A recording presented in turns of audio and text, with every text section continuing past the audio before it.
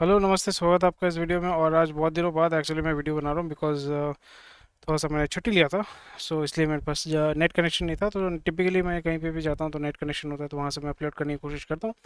But क्योंकि मैं ऐसी जगह पे था जहाँ पे नेट कनेक्शन नहीं है, सो उसकी वजह से मैं वीडियो नहीं बना पाया। सो अभी आज से जो है वीडियो बनाना शुरू करेंगे और कंटिन्यू करेंगे। और उसी के साथ साथ अगर आप चैनल पर नए हैं तो लाइक शेयर सब्सक्राइब जरूर कर दीजिएगा। कोई भी क्वेश्चन कोई कमेंट सेक्शन में मुझे बता सकते हैं। उसी के साथ साथ हमारे चैनल को डेफिनेटली लाइक शेयर सब्सक्राइब कर दीजिएगा। और हमारे वेबसाइट में जाइए। और जैसे बीच में जो था, मतलब मैं वीडियो नहीं बना पाया, पर इसका मतलब ये नहीं है कि जो अपडेट है वो हमारे वेबसाइट में नहीं था। तो I have a team which works which takes care of the content. तो जो कंटेंट है वो हमारे वेबसाइट में बहुत ही आसानी से आपको मिल जाएगा। तो आप हमारे वेबसाइट में जाकर रेगुलर अपडेट्स पा सकते हैं। मेंबरशिप के माध्यम से सारा जो कंटेंट है आपको हमारे वेबसाइट में एक्सेस आप कर पाएंगे। तो चलिए, जो इंपॉर्टेंट न्यूज़ है वो हम देखेंगे। और रिसेंटली आपने देखा कि बहुत सारे मतलब आप अगर मार्केट को देख रहे हो, मार्केट को अगर सर्वे कर रहे हो, तो आप देखोगे कि कुछ कुछ चीज़ें जो है ना वो नियर अबाउट प्रिडिक्टेबल हो चुके हैं। जैसे यूएस का जो फेड रेट है वो बढ़ाएगा या कम करेगा, इन्फ्लेशन जो है, क्योंकि यूएस में जब इन्फ्लेशन रेट बहुत ज़्यादा बढ़ जाता है तो फेड रेट जो है, यूएस फेड जो है वो आपका जो रेट जो है, यानी इंटरेस्ट रेट जो है उसको फिर चेंज करता है। तो चेंज करने की वजह से क्या होता है कि आपका जो डॉलर का मूवमेंट है in the economy, that is being controlled. तो जब भी आपका इन्फ्लेशन ज़्यादा हो जाता है तो फिर क्या होता है, इन्फ्लेशन ज़्यादा होने का मतलब क्या है कि जो चीज़ें हैं उसके दाम बढ़ चुकी हैं। तो उसके दाम को कम करने के लिए क्या करना पड़ेगा, सप्लाई एंड डिमांड का कॉन्सेप्ट होता है। तो वही चीज़ आपको यहाँ पे देखने को मिलेगा। इसलिए जब भी यूएस फेड आपका जो इंटरेस्ट रेट है वो जब चेंज करता है, तो उससे जो नेगेटिव, तो रैंडम मूवमेंट चल रहा है। Market all all time high है, ऊपर की तरफ मूव कर रहा है। कुछ कुछ इंडस्ट्री जो है they are performing really well, but कुछ कुछ इंडस्ट्रीज हैं they are not really working that well. But जैसे हमने एंटिसिपेट किया था, जो रेफ्रिजरेशन या आपका एयर कंडीशनर, रेफ्रिजरेशन, ये सारे जो इक्विपमेंट जो है वो मैन्युफैक्चर करती है, सेल करती है, जैसे आपका पब्लिक लिमिटेड कंपनी जो है, वोल्टास, ब्लू स्टार, ये सारी कंपनी जो है बहुत ही अच्छा जो है क्वार्टर आपका रिपोर्ट जो उन्होंने दिया हुआ है। क्योंकि बहुत सारे एरियाज़ में लू चल रहा है और डिमांड बहुत ही ज़्यादा पीक पे है। तो यहाँ पे पावर जनरेशन कंपनी जो है, they are going to generate a lot of revenue. Power distribution companies, they are going to generate a lot of revenue. And also जो रेफ्रिजरेशन कंपनीज हैं जैसे ब्लू स्टार हो गया, वोल्टास हो गया, जनरल टाइकेन, मित्सुबिशी, ये सारे कंपनीज जो हैं वो they are going to make a lot of money. But हमें ये देखना पड़ेगा कि पब्लिक लिमिटेड कंपनी में कौन कौन से आते हैं। जैसे लॉयड्स जो है, लॉयड्स आपका हैवेल्स के अंदर है, तो लॉयड्स भी आपका एसी सेल करता है, वोल्टास एसी सेल करता है, कैरियर जो है वो आपका जापानीज कंपनी है, वो पब्लिकली लिस्टेड नहीं है, तो फिर वो भी आपका सेल करता है। Blue star is the company which is also selling refrigeration and air conditioners in India, and it is also public limited company. तो उनका जो रिपोर्ट, उनका जो रेवेन्यू है बहुत ही तगड़े लेवल का उन्होंने जो ग्रोथ है वो आपका रिपोर्ट किया है। इवन आपने आज न्यूज़ मैंने देखा था कि 97 में आपका वोल्टास लिस्टिंग हुआ था, तो उसका सबसे तगड़ा जो ग्रोथ है अभी अप्रैल में, लास्ट अप्रैल में आपको देखने को मिला था। तो अभी चलिए कंटिन्यू करते हैं। April GST numbers are here and they are off the charts. So India का जो जीएसटी कलेक्शन है तो वो एकदम रिकॉर्ड हाई पे है। लास्ट ईयर 1,87,000 या 1,80,000 समथिंग ऐसा कुछ था। इस साल आपका अप्रैल में 2.1 लाख करोड़ का जो है जीएसटी कलेक्शन हुआ है। This figure represents the highest GST revenue ever collected in a single month. So आप समझ पा रहे हैं कि कितना कंजम्पशन हो रहा है। और यहाँ पे जो आपका डिजिटल इकोनॉमी है, डिजिटल जो पेमेंट है, उसके वजह से कितना फ़ायदा आपको यहाँ पे देखने को मिल रहा है। पहले क्या होता था, 10 साल पहले भी क्या होता था, 5 साल पहले भी क्या होता था, एसी खरीदने जाते थे लोग, कैश में पेमेंट करते थे। अभी क्या है, आप कुछ भी खरीदो, आप बीडी से लेके बीएमडब्ल्यू खरीदो, वहाँ पे भी लोग जो है ईएमआई का इस्तेमाल कर रहे हैं। सॉरी, ईएमआई नहीं, सॉरी, आपका क्यूआर कोड का इस्तेमाल कर रहे हैं, ऑनलाइन पेमेंट कर रहे हैं। ऑनलाइन पेमेंट जब भी करेंगे तो यहाँ पे आपका जो ऑनलाइन ट्रांजैक्शन जो है वो गवर्नमेंट ट्रैक कर पाता है, और इसकी वजह से जो है टैक्स चोरी का जो मामला होता है वो नहीं कर पाते हैं। Companies across all sectors that are part of GST framework will be affected. और एक चीज़ मैंने रिसेंटली ये भी देखा, कुछ जो वेंडर्स हैं वो एक रिपोर्ट दे रहे हैं कि जो कोका कोला और पेप्सी है, कोल्ड ड्रिंक्स का शॉर्टेज हो रहा है। आप सोचिए, कोल्ड ड्रिंक्स का शॉर्टेज हो रहा है, लोग इतना कोल्ड ड्रिंक्स और आइसक्रीम कंज्यूम कर रहे हैं। सो ये भी एक बहुत ही अच्छा एक इंडिकेशन है कि लोग जो है बहुत ज़्यादा कंज्यूम कर रहे हैं, वो पानी से ज़्यादा कोक और आइसक्रीम कंज्यूम कर रहे हैं। They have a lot of disposable income that they are spending. और इससे एक डेरिवेटिव या लॉन्ग टर्म फ़ायदा ये आपको होने वाला है कि लोगों में जो डायबिटीज़ का जो रोग है वो बढ़ेगा। और डायबिटीज़ ऐसा होता है कि एक बार आपको पकड़ लेता है तो फिर वो छूटता नहीं है, और वो एक लाइफस्टाइल डिजीज़ आपका life time and lifestyle disease हो जाता है। सो डायबिटीज़ के मरीज़ जो है वो बहुत ज़्यादा बढ़ेंगे हैं। India has the largest diabetic population in the world. That is an amazing news for the pharma industry, for the health care industry, because जितने लोग बीमार होंगे, और क्योंकि डायबिटीज़ लाइफस्टाइल डिजीज़ होता है और डायबिटीज़ एज सच कोई प्रॉब्लम नहीं करता है, बट वो आपके किडनी को अफेक्ट करता है, तो किडनी रीनल इश्यूज होते हैं, फिर आपके बॉडी को जो है वो वीक करता है। So that is the reason why diabetes is going to be the next epidemic, and it is already an epidemic of India, but it is going to make a lot of money। तो यहाँ पे आप diabetes के माध्यम से आप पैसा कमा सकते हैं, और यहाँ पे पेप्सी या जो भी आपका वरुण बेवरेजेस है उनके माध्यम से भी definitely you can make money. Obviously मैं यहाँ पे किसी को कोई सजेशन नहीं दे रहा हूँ, but this is what I will do. तो वरुण बेवरेजेस जो है इसके माध्यम से बहुत पैसा कमाएगा, क्योंकि वो चाहे चीनी जो है वो बेच रहा है, और जो डायबिटीज़ लोग जो कंज्यूम कर रहे हैं और उसकी वजह से डायबिटीज़ होने वाला, डायबिटीज़ का जो दवाई है वो फार्मा कंपनी बनाता है, तो फार्मा कंपनी वहाँ से पैसा कमाएगा। और उसके साथ साथ जो हॉस्पिटल है, क्योंकि लोग बीमार होंगे, उनको किडनी रिप्लेसमेंट की ज़रूरत होगी या किडनी ट्रांसप्लांट की ज़रूरत होगी या ट्रीटमेंट की ज़रूरत होगी, डायग्नोस्टिक सेंटर्स, हॉस्पिटल्स, इनका डिमांड जो है वो बहुत ही तगड़े लेवल पे ग्रो करेगा। So this is something which is very very interesting. और इस जगह पे मैं तो वही देख रहा हूँ कि किस जगह पे कैसे ये जो हर एक चीज़ जो है वो कनेक्टेड होती है, और वहाँ से हम कैसे पैसा कमा सकते हैं और ख़ुद को जो है बचा सकते हैं। काइजर जो है आपका $250 मिलियन फंडिंग करने वाला है software as a service company Innovaccer. So Kaiser Permanente is advanced talks to substantial investment of 200 to 250 million dollars into Innovasor. Innovasor is a healthcare focused software as a service company। तो जैसे मैंने बताया कि health care में, pharma में बहुत तगड़े level का इन्वेस्टमेंट होने वाला है, और यहाँ पे बहुत सारे कंपनी जो है they are going to create innovation. Basically आपका रिप ऑफ एंड डुप्लीकेट का काम इंडिया में typically rip off and duplicate का ही काम होता है, यानी जो यूएस यूके या जापान में जो इनोवेशन हो रहा है उसी को बेसिकली रिप ऑफ करके यहाँ पे डुप्लीकेट करके सस्ते में बेचना है और बहुत अच्छा पैसा कमाना है, उसको इनोवेट करना है, और वही आपका एक बहुत ही तगड़े लेवल का इनोवेशन होता है। New policy to promote critical minerals in works. तो ये तो बहुत ही पहले हो जाना चाहिए था, बट जैसे हमारे देश में कुछ ही मिनरल्स को जो है तवज्जो दी जाती है। एक है आयरन और एक है कोयला, ये दो जो है सबसे ज़्यादा इस पर आपका फोकस रहता है। बाकी चीज़ों पे उतना फोकस ही नहीं, क्योंकि हमारे देश में थोरियम है, बहुत सारे ऐसे मिनरल्स है, लिथियम है, थोरियम है, बट लिथियम का आपका रिजर्व पाया गया था जम्मू कश्मीर में, उसको माइनिंग करने में दिक्कत है। थोरियम हमारे जो आपका कोस्टल एरियाज़ है वहाँ पे बहुत अच्छे, बहुत ह्यूज अमाउंट का थोरियम है, बट उसको एक्सट्रैक्ट करना बहुत एक उस टेक्नोलॉजी पे उतना फोकस नहीं किया गया है। उसको कैसे इस्तेमाल कर सकते हैं, क्योंकि थोरियम के माध्यम से आप उसको न्यूक्लियर रिएक्टर में भी इस्तेमाल कर सकते हैं। So this is something which India has, but there is no policy to promote mining, processing and basically exporting and refining that metal. So इस जगह पे new policy is underway to enhance the exploration and processing of critical minerals in India. Incentives will be provided each stage of the production process to boost the industry। और जैसे आपको पता है कि यहाँ पे मेन जो मेन इन्वेस्टमेंट चाहिए होता है एक्सप्लोरेशन में। एक्सप्लोरेशन में already Indian government has a department that is called geological survey of India, और जियोलॉजिकल सर्वे ऑफ इंडिया का काम यही होता है कि वो एक्सप्लोर करते हैं अलग अलग जो जियोलॉजिकल जगह है, क्योंकि हमारे देश में हर एक चीज़ मिलता है, हर एक टाइप का जो मेटल है या हर एक टाइप का एनर्जी सोर्स है वो आपका इंडिया में मिलता है। उसको एक्सप्लोर करना, वो वायबल है या नहीं है वो चीज़ देखना, तो वो क्या करता है गवर्नमेंट को रिपोर्ट देता है, फिर गवर्नमेंट जो है उस ब्लॉक को फिर ऑक्शन ऑफ करती है, फिर अलग अलग जो प्राइवेट कंपनीज है उसको परचेज करने के बाद उसको उसमें माइनिंग के माध्यम से उस वहाँ से मेटल को निकाल के फिर आपका लोकल इकोनॉमी में पुश करती है, या आपका एक्सपोर्ट के माध्यम से जॉब क्रिएशन, ये सारी चीज़ें होती हैं।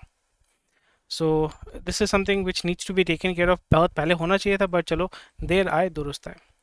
रिसेंटली आपने देखा था कि एमडीएच और एवरेस्ट के जो है वहाँ पे बोला गया कि भाई इसमें कैंसरस चीज़ें पाई गई हैं। तो nearly $700 million worth of Indian spice exports are at risk due to regulatory actions over quality issues in several countries. So जैसे आपको पता है कि यहाँ पे जो यूरोपियन जो है वो इंडिया में क्यों आते थे, मसाले के लिए। Masala, India was always known for its masala, चावल, बासमती राइस और मसाला, फिर उसके बाद टी, ये सारी चीज़ें जो हम एक्सपोर्ट करते थे। बट इस जगह पे अगर ये होता है कि भाई हमारे जो चीज़ें हैं या हमारे देश के जो कंपनीज़ है वो अगर उनके स्पाइसेस में अगर कैंसरस आइटम मिलता है, सो this is not a very good thing. और एक दिक्कत ये होती है कि हाँ मे बी ये एक छोटा सा माइनर सी चीज़ है, बट इसकी वजह से जो आपका रेपुटेशन ख़राब हो जाता है, तो रेपुटेशन को रिपेयर करना it becomes very very difficult. Power consumption has risen to 11% to 144 billion units in April. Power consumption तो डेफिनेटली ग्रो करने वाला है, जैसे मैंने बताया। पावर कंजप्शन आपका प्राइमरीली फ़ैन चलाने के लिए या आपका पेडेस्टल फ़ैन, ये सब का सेल बहुत ही अच्छे तरीके से जो है वो ग्रो है, इसलिए आपका कंपनीज जैसे उषा हो गया, क्रॉम्पटन गिव्स हो गया, जो आपका एयर कूलर, या सिम्फनी जो एक कंपनी है आपका बेसिकली एयर कूलर चल बनाते हैं, फ़ैन पेडेस्टल फ़ैन बनाते हैं, सीलिंग फ़ैन बनाते हैं, तो उनका डिमांड बहुत अच्छा ग्रो करेगा। बट उसी के साथ साथ बहुत ज़्यादा डिमांड आपका ग्रो करेगा रेफ्रिजरेशन यानी एयर कंडीशनिंग का, और भी ज़्यादा डिमांड जो है वो हो रहा है। और इस जगह पे ये देखने को मिलेगा इनोवेशन है, वॉल्यूम भी है, बट यहाँ पे प्राइसेस कम नहीं हो रहे हैं। अगर आप 1 टन का भी एसी लेना चाहते हैं, 0.8 टन का भी एसी लेना चाहते हैं, तो वो नियर अबाउट 27,000 या 29,000 यानी नियर अबाउट 30,000 से शुरू होता है। सो इसको थोड़ा सा रिड्यूस करना चाहिए, क्योंकि टेक्नोलॉजिकल एडवांसमेंट बहुत ज़्यादा हो गया है। और इस जगह पे अगर प्राइसेस को अगर रिड्यूस कर पाते हैं, तो फिर अगर आप 25,000 22,000 में अगर एसी प्रोवाइड कर पाएंगे, तो एक लार्जर मार्केट को आप एक्सेस कर पाएंगे। और जो लोअर मिडिल क्लास है, जो एस्पिरेशनल क्लास है, so they can easily afford 20,000 22,000 on EMI. और फिर उनका जो क्रेडिट कार्ड का जो लिमिट है, उसमें ऑलरेडी जिनका टिपिकली आपका मोबाइल का ईएमआई चल रहा है, तो फिर वो इसका ईएमआई जो है एसी का EMI, if it is falling under 22,000 या 23,000, उसको बहुत ही आसानी से वो पे कर सकते हैं। और इसका कंजम्पशन, इसकी वजह से कंजम्पशन जो है वो बहुत अच्छा ग्रो करेगा। So this is where these companies need to look forward to, and ये एक बहुत बड़ा एक अपॉर्चुनिटी होगा। सो यहाँ पे वही बोल रहे हैं कि अगर आप प्रॉफिट बुकिंग करना चाहते हैं, तो उसमें थोड़ा सा आपको सोचना चाहिए, क्योंकि निफ्टी जो है वो न्यू हाई उसने हिट किया है, showing strong performance contrary to odds. So again जैसे मैंने बताया कि मार्केट आपका स्विंग ट्रेड कर, मतलब अभी आपका जो है वो स्विंग कर रहा है, ऊपर नीचे वो करेगा। सो एज अ इन्वेस्टर, या अगर हम ट्रेडर के पॉइंट ऑफ व्यू से अगर हम देखें, so it is a very good time to do trading rather than investing. So अभी पर्सनली मैं कोई इन्वेस्टमेंट नहीं कर रहा हूँ। हाँ, अगर एक्यूमुलेशन आस्ते आस्ते कर रहा हूँ, जो रेगुलर होता है एसआईपी अगर बोल सकते हो, कि अगर आप एसआईपी कर रहे हो, अगर मैं एसआईपी आपको नहीं, मैं कोई सजेशन नहीं दे रहा हूँ। हाँ, अगर मुझे एसआईपी करना होगा, तो हाँ मे बी मैं एसआईपी कर सकता हूँ, बट एसआईपी को मैं कंटिन्यू रखूँगा, और मे बी थोड़ा सा जो है मैं एक्यूमुलेशन करूँगा। सपोज एक स्टॉक मैंने इंश्योरेंस का लिया, 2 स्टॉक मैंने फार्मा का लिया, 2 2 स्टॉक, 3 3 स्टॉक, जैसे आपका बजट है, जिस तरीके से आप उसको एक्यूमुलेट करना चाहते हैं। But it is a very good time जहाँ पे मैं एक्यूमुलेट करूँगा। Again, I'm not giving you any suggestion or anything. I'm just giving you my point of view. So yeah, that is something there. Oil slumps towards $85 with US inventories seen rising. So US को अगर तेल नहीं चाहिए, तो फिर उसका demand कम होगा, और वो अगर प्राइस $80 के नीचे आता है, तो फिर नियर अबाउट 78 75 की तरफ जाता है, तो इंडिया के लिए बहुत अच्छा होगा, because oil will become cheaper. और ऑयल जो है फिर इंडिया रशिया से वो इसको इम्पोर्ट नहीं करेगा। दैट इज़ गोइंग टू, मतलब ये जियो पॉलिटिकल चीज़ें होती हैं। सो ऑयल का दाम ऐसा बोलते हैं ना, ऑयल ख़त्म हो जाएगा, ऑयल कभी ख़त्म नहीं होने वाला है। ऑयल इज़ प्लेंटी, एटलीस्ट हमारे लाइफ टाइम में ऑयल ख़त्म नहीं होने वाला है।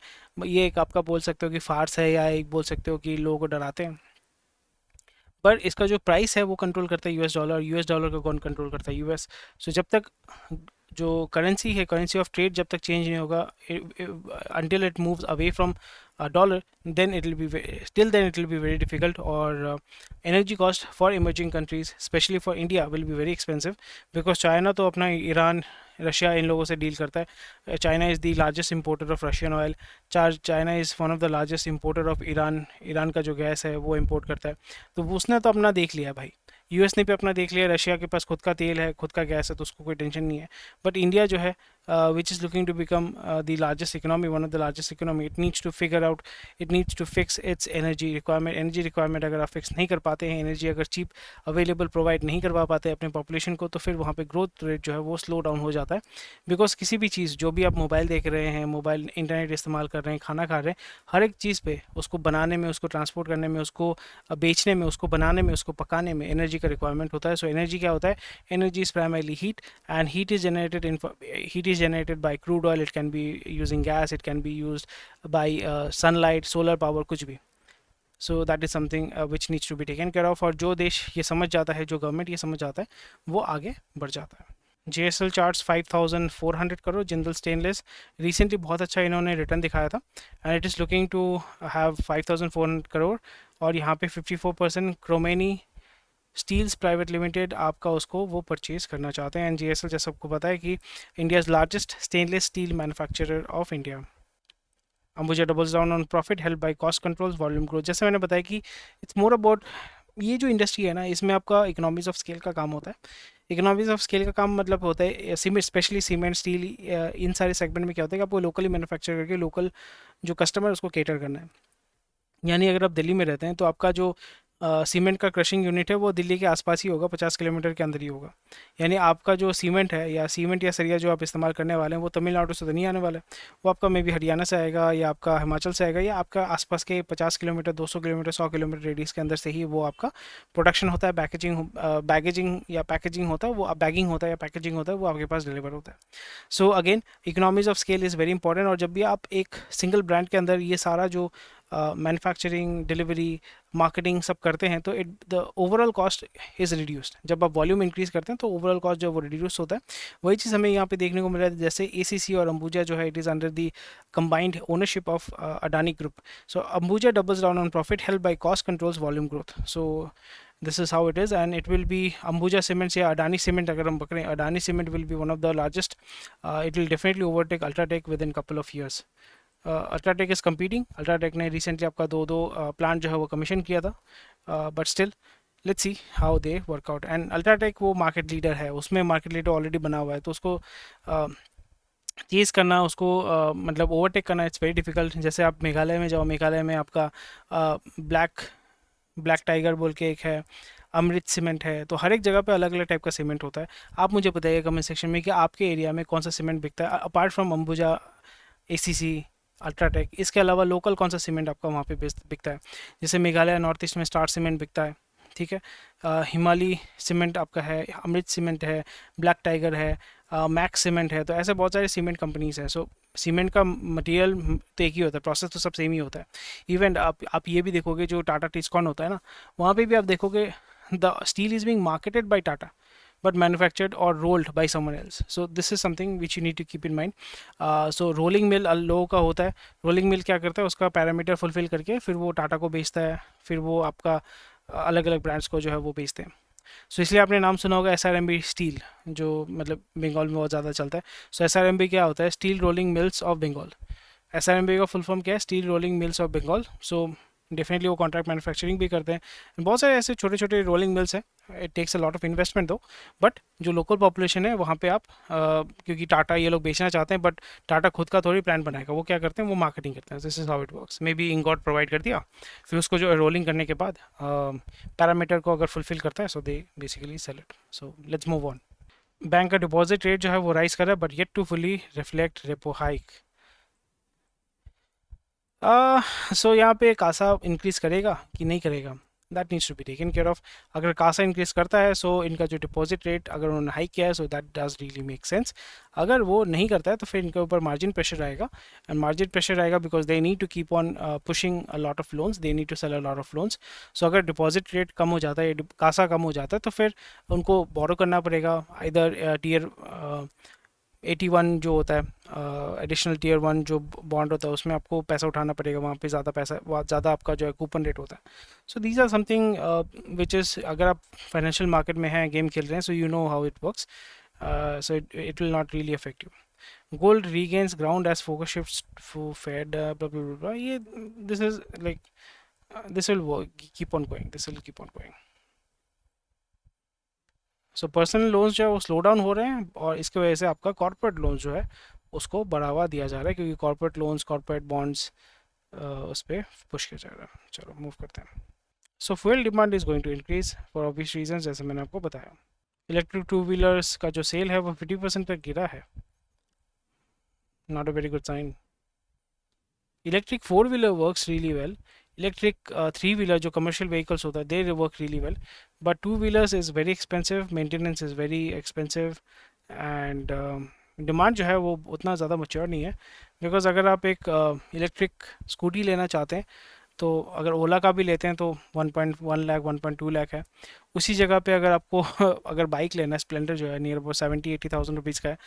Splendor is much cheaper to run. Definitely electric vehicle आपको बेनिफिट देता है over a longer period of time, but still you will prefer Splendor because it's cheap, it's easily repairable, easily you can sell it off, and उसका resale value बहुत high है। सो लोग जो देखते हैं कि मतलब जो प्रोडक्ट है उसको यूज़ करने के बाद कितना वैल्यू मिलेगा, यूज़ करने के दौरान मुझे क्या वैल्यू उससे मिलेगा। So let's move on. SpiceJet pay back तो डेफिनेटली करेगा, जस्ट 50 करो तो कोई बड़ी बात नहीं है, they can definitely pay back. तो that's about it for today. Thank you for watching this video. कोई भी क्वेश्चन क्वेरी कमेंट सेक्शन में बता सकते हैं।